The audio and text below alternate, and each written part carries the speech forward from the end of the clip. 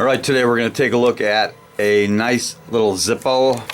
Actually, this could be one of my favorites. Now this one came in the normal Zippo black box, but it had no label on the back. It looks like it was taken off. And it's got the excellent P65 California warning on it. And it was made in Bradford, PA. So that is the bloody hand warning. It says don't open, dead inside. Now this one's on a white matte finish. And it looks like it was made in, looks like I of 19, which is, I think that's September. Steel insert.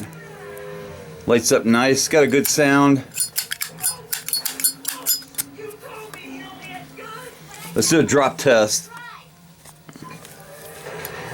on the bloody hand.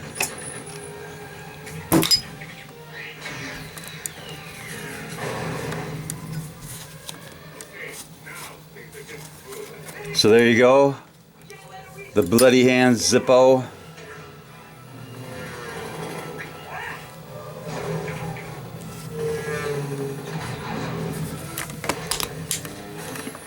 Nice Zippo, made in the USA, definitely deserves a little cowbell.